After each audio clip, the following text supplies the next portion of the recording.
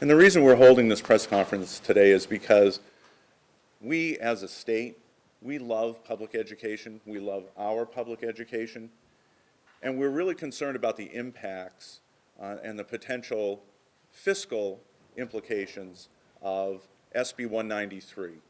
SB 193 is an education savings account bill that would essentially funnel money from public school systems into private schools, be they religious schools or just a private sectarian school. And we feel that this is going to be a detriment to not only our communities, but also to all of our students. Public schools are one of the last institutions that we have in this country that meet the needs of all of the citizens, not just a few, but all of the citizens. And part of the goal of public education is to create an educated citizenry, and one that is all-inclusive. If you think about public school as, and all of the students who enter the doors as the colors of the rainbow, we deal with all of them. Private schools, religious schools deal with one color. If you're the color blue, you fit great right into a private school or into perhaps a religious school. But public schools take all the colors of the rainbow, and we're very proud of that. One of the things that we are most concerned about is that SB 193 sounds really good. It makes a great soundbite, it makes a great TV spot, but it's really not good policy for the state of New Hampshire. There are states around the country who have adopted education savings accounts, and they are some of the lowest academic achieving states in the country. Arizona, who is supposed to be one of the poster children for education savings accounts, has been cited by their own Auditor General for fraud and misuse of funds. And that's their own State Department of Education who monitors these education savings accounts. In New Hampshire, we're going to have an outside scholarship organization who's going to monitor these funds with very little oversight or transparency.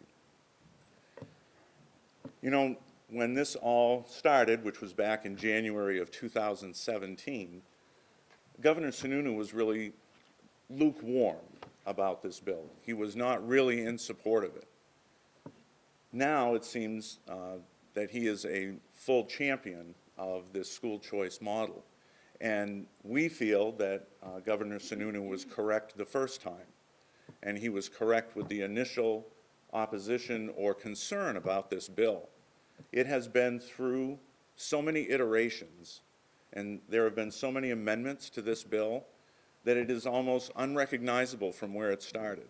And yet we're still waiting for another amendment to come forth next week, which we, as they keep trying to build this bill, which is not sustainable, and the foundation upon which they're building it is not sustainable.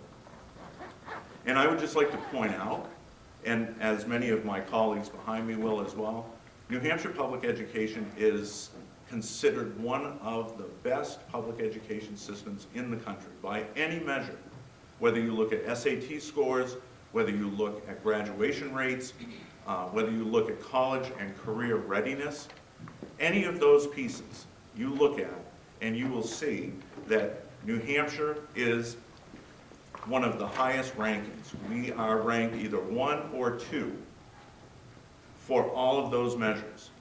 This SB 193 is a solution in search of a problem, and it does not fit New Hampshire. And that's why we're here today, because we're concerned about where this bill will take New Hampshire public education and what it will do to the children of New Hampshire in the long run. I'm very pleased this morning to have behind me a whole group of people who are here to oppose SB 193 and also to show their support for public education and the great things that are happening in public education. We have school board members here, teachers, students, parents, community members we have the whole gamut of folks here who are in support of this. And I really hope that you will hear their voices and what the public educators and the folks who support public education have to say about this bill. I'd first like to bring up a member of the School Boards Association, Barrett Christina, who is the Executive Director, to bring in the school board perspective. Barrett? Thank you. My name is Barrett Christina. I'm the Executive Director of the New Hampshire School Boards Association. Before I get into my remarks, I'd like to thank the school board members that are here in attendance, NHSBA President Shannon Barnes, Chairman of the Merrimack School Board, Nancy Hendricks, Vice Chair of the Londonderry School Board, also serves on the NHSBA Board of Directors, Tom Newkirk from the Oyster River School Board, Ken Bartholomew from the Kearsarge Regional School Board, Amanda Russell from the Dover School Board, and anybody else that I may have forgotten. Lack of accountability, lack of transparency, hurting public schools, raising property taxes. These are the promises of Senate Bill 193. The New Hampshire School Boards Association opposes Senate Bill 193 because it's bad educational policy, bad fiscal policy, bad for students, and bad for taxpayers.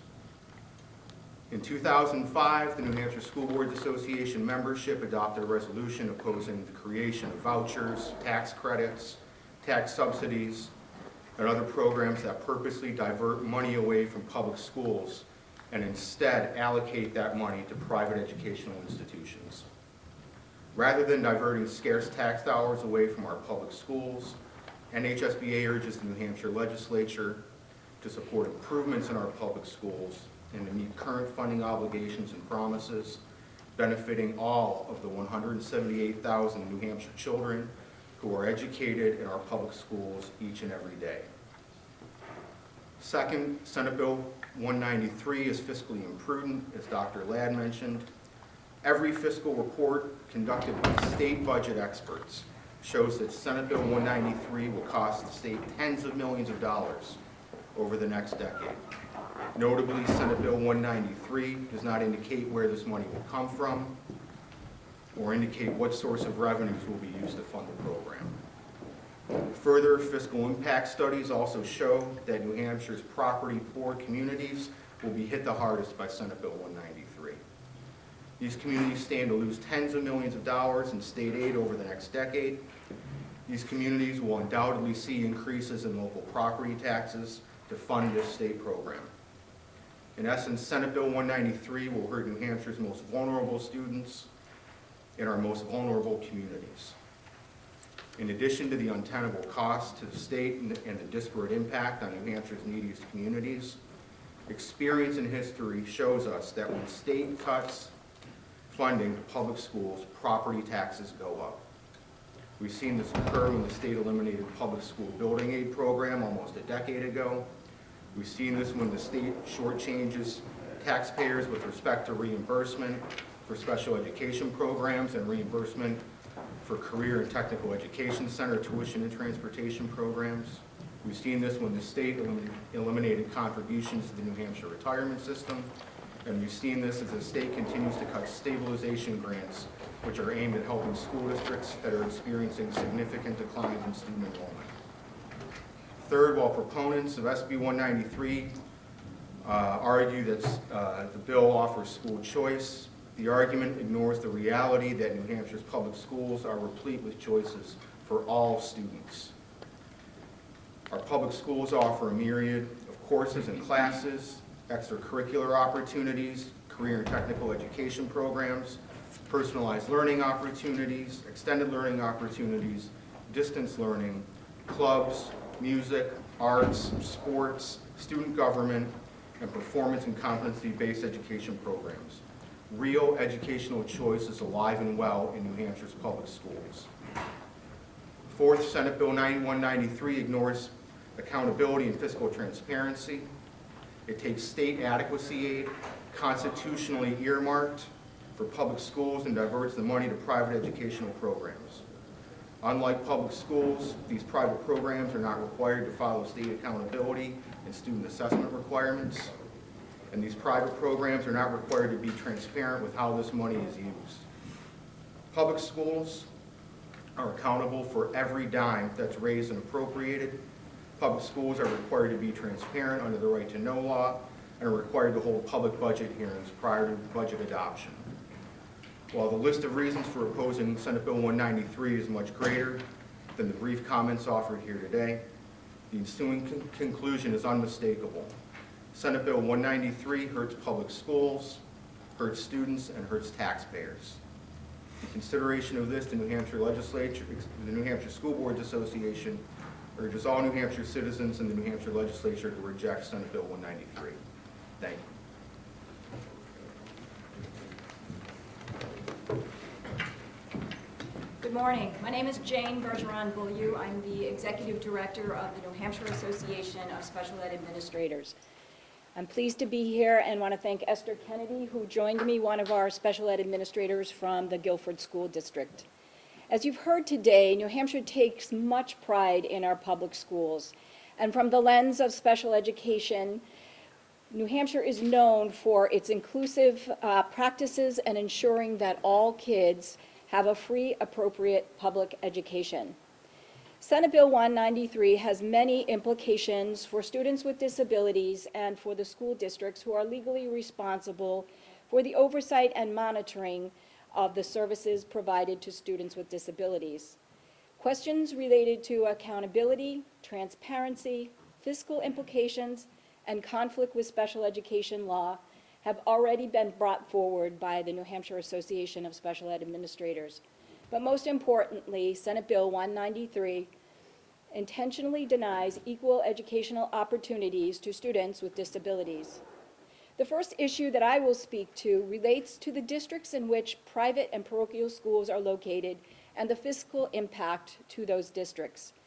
While state and federal special education laws impose free, appropriate public education duty on the districts in which a child resides, IDEA also imposes another duty on the districts in which private schools are located. Specifically, IDEA students residing in the school district, they live in a school district, however, there could also be additional students in the district where the private or parochial school is located. The district in which the private school is located assumes the financial responsibility and child find responsibilities for any of the special ed services that might be brought forward for those particular students. The second issue to be considered is children with disabilities who return to the public school of residence partway through the school year. If a parent of a child with disabilities pays private tuition or pays for an extensive short-term therapy using a voucher or a scholarship, and the child with a disability returns to the public school after several months, the public school will need to serve that child with a disability without being given any of the funding, as the funds have already been provided to the private school or used to pay for an individual service plan, specific therapy, or related educational experiences. The last issue that I'll speak to is that of diverting public monies to private and parochial schools. From the lens of special education, Senate Bill 193 intentionally denies equal educational opportunities to students with disabilities, since some private and parochial schools can discriminate against a child with a disability. Diverting public funds to private and parochial schools that are allowed to discriminate against students with disabilities is wrong and has a very high potential of being legally challenged. In summary, the New Hampshire Association of Special Ed Administrators opposes this bill. They find it to be substantially flawed and that it will diminish the rights and protections of students with disabilities. Thank you.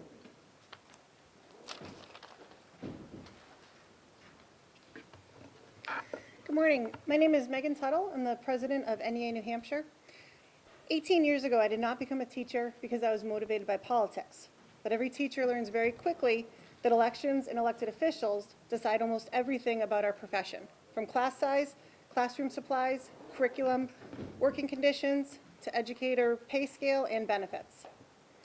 Most of the time, local and state politicians will focus on how to keep education costs down.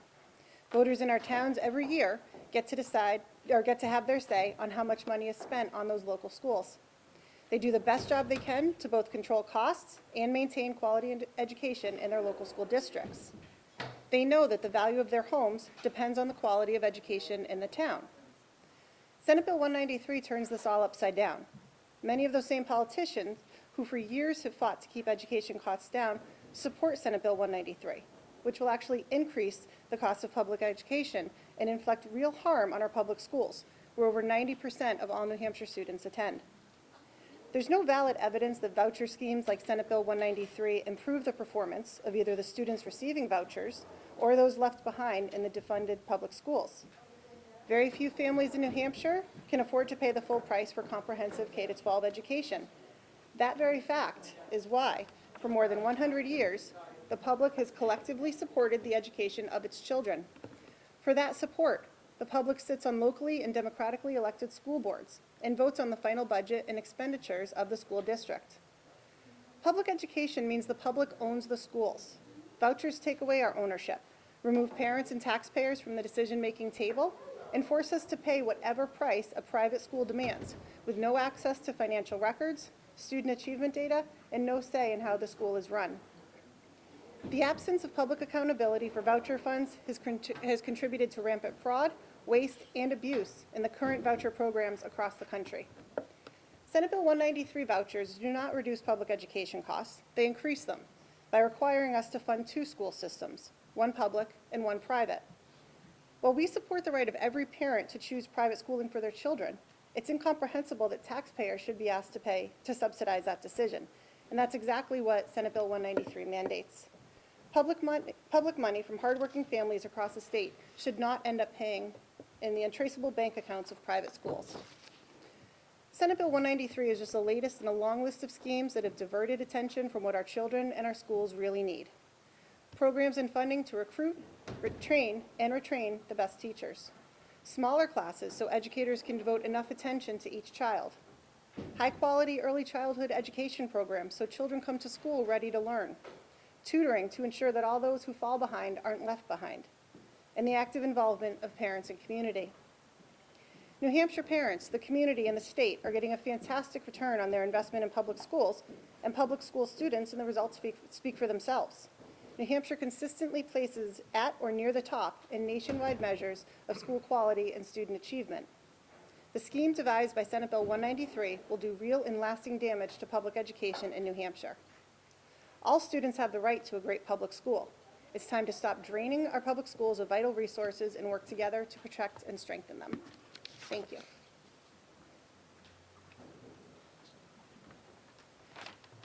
Good morning. My name is Michelle McKinnon. I am with the New Hampshire PTA. I am the state president. We all want what is best for our children, but that doesn't mean we can take public resources away from one group of kids to subsidize someone else's choice to attend a private school.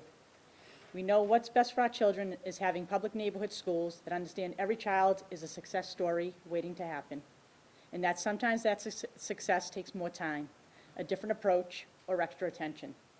Real school choice means having learning options within our public schools that gives parents and educators the best chance at unlocking the success story in every child.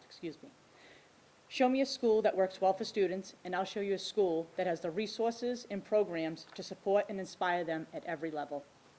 And to echo some of the points that Mr. Christina had said, our best schools offer a band and chorus, teachers certified to teach physics, calculus, English, foreign language, art, and history, counselors to help students make life-affirming decisions, caring and supportive staff who welcome families into the school, theater class, girls' sports programs funded along with the boys' sports programs, chemistry labs, college credit courses, debate teams, robotic classes, just to name a few. In short, our best schools have exactly what our students deserve to help them reach their full potential and succeeding in life. It's the education that every child deserves, and the opportunity to receive such an education should never be used on how much their parents earn, where they are from, or what neighborhood they're growing up in. We must do more to support families, teachers, administrators in public schools, not less. Taking public funds away from public schools and giving it to private schools, as SB 193 mandates, reduces the education choices and opportunity of over 190,000 children in the New Hampshire public school system. The PTA's mission is to make every child's potential a reality by engaging and empowering families and communities to advocate for all children. That is what I am here for, and that is why the PTA opposes SB 193. Thank you. So you've had the opportunity to hear from stakeholders from across the spectrum and from across the state.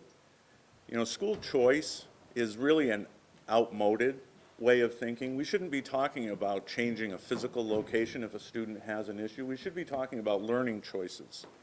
And learning choice is already provided in many schools. There are examples from Pittsfield to Lisbon of personalized learning occurring every day for our children. What we should be doing is freeing up some of the regulation and bureaucracy so that public schools can do what the proponents of SB 193 are hoping that private schools can do. Every session, there is more legislation that's passed, more regulation that's passed, that school districts must respond to. School administrators spend more time answering reports and filling out reports that need to be given to the state than they do in interacting with their teachers and their children. These are direct results of legislative decisions that are made here in this building and across the street. Public schools are a proven investment. We have in New Hampshire one of the lowest unemployment rates, one of the highest graduation rates. We are a proven success story in public education. Our chance for success rests on our communities. Local schools working with their local school boards, their local communities, their local taxpayers.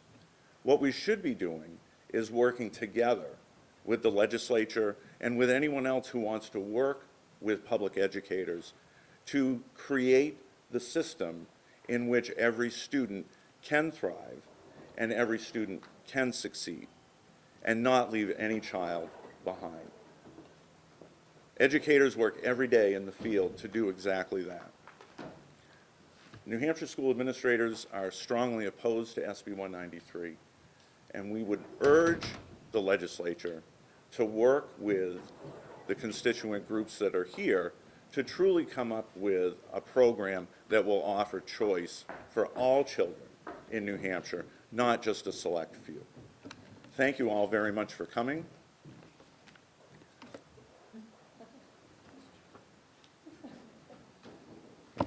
I guess some of the school board members would like to speak. Did any? If you really do it, you want to speak? Okay, all right. Sorry. Thank you, sir. Okay. Good morning. My name is Nancy Hendricks, Vice Chair of the Londonderry School District. I am passionate about public education, and I am passionate about our New Hampshire public schools. Currently, I am proud to tell you Londonderry has a 0% dropout rate. We can thank our faculty, staff, administrators, and the support of our community to be able to make such a statement to you. It is only through our strong public education system that our state can meet the different needs of each individual student. The strength of public education is understanding that students are different. They have different needs, learning styles, skill sets, emotional and physical challenges. Strong public schools embrace all students and all differences, creating learning opportunities that meet the needs of each and every student. Funneling taxpayers' dollars away from public schools will only weaken communities, will create limited opportunities for students, and will raise taxes for taxpayers. Public schools administrators are working in concert with faculty, staff, parents, and communities is how we meet the needs of all students and garner the support for our schools, academic programs, and our budgets. From my perspective as the Vice Chair of the Londonderry School Board, SB 193 does not present opportunities to strengthen public schools for all students. In fact, SB 193 will put more pressure on already strained local budgets and put more pressure on local taxpayers. As a school board member, it is my responsibility to support initiatives that strengthen public schools. I do not support initiatives that deplete public school budgets, nor do I support initiatives that potentially discriminate against students. Public education is about including all students, and public schools are open to all students. The state should promote programs for that foster this principle. Senate Bill 193 simply does not do this. Thank you. Now I think we're good. Any questions? Carl, if this becomes law, could you imagine mounting a legal challenge to it? Well, I think our sincere hope is that it won't become law and that we can work with the legislators to craft a better solution, if that is their desire. I don't know what the next step would be, quite honestly. There's some contend that this would introduce market forces and would be competition, and that would improve public education. What's your response to that? Well, I think that, you know, competition is very good when you're talking about two teams that can play on a level playing field, and they follow the same rules and regulations. They get the same calls. But when we're talking about public schools versus private schools, we're not talking about a level playing field. We're talking about an overregulated, underfunded team playing against a well-endowed team that doesn't have to follow the same rules. They get to essentially do what they would like once they close their doors. It's very, very different. I don't see how that is positive competition.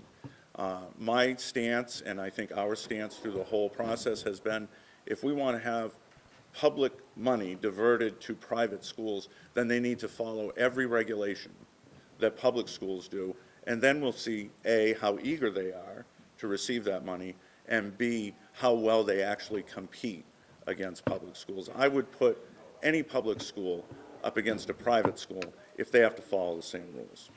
Mr. Ladd, when the groups that support this bill have a press conference like this, they will often bring forward parents with children who didn't fit in to the public school. And while there's been a lot of comment about the wonderful programming and diversity of academic offerings in the public schools, more often what you hear from these parents is their concern about the disciplinary problems, lack of control, the disruptive environment. They often say, my poor boy was bullied, he couldn't function, there wasn't any ability for the school to address it, and yet I had to tell them, sorry, Johnny, you have to go there tomorrow because we can't afford to send you somewhere else. What do you say to a parent like that who sees this program as an opportunity to do something else for that child? I do not say that there are no issues within public schools. There certainly are, and many of them have to do with the fact that the adequacy that is supposed to be given to schools is woefully inadequate to meet the needs of these students. If we're talking about mental health needs for our children, which is really kind of what this all boils down to, there are mental health concerns, then there really ought to be funds and programs created to help address those mental health issues, to help address the staffing issues, the understaffing in many of our most urban schools. If you look at Manchester, they've cut staff in order to make a tax cap with little support from the state other than adequacy and the differentiated aid that they may receive. If this goes through, SB 193 passes, Manchester is slated to lose millions of dollars. They are going to be in more financial straits than they are right now. The superintendent, the mayor, the school board has come out pretty strongly in Manchester against SB 193 because they know that it's going to decimate their own schools. So instead of talking about, let's just take these children out and put them somewhere else, somewhere where there's no accountability or transparency, so we don't know if any of these children are going to be continued to be bullied because there's no accountability around that. Why don't we provide the resources and the supports that these public schools need in order to meet their children's needs? What would an acceptable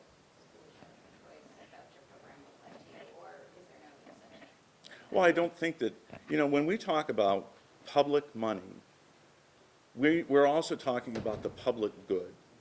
And I think that we're starting to get away from that. It used to be that when we talked about the public good, that meant that we pooled our community resources to meet the needs of our community, whether it's fire, police, sanitation, roads, whatever it is. Now it seems as though, at least for education, we're saying the public good really means private choice for individual parents. So to me, the public good and public money should be spent on a collective benefit for the community rather than individuals.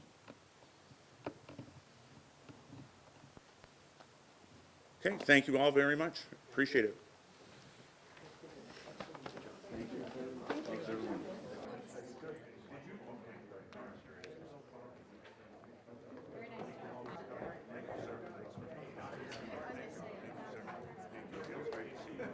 Thanks very much for coming. Hey, that big guy?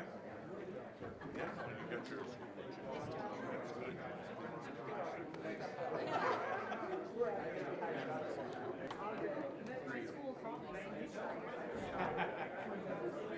We missed your binder check. Thank you. Sorry about the mix-up.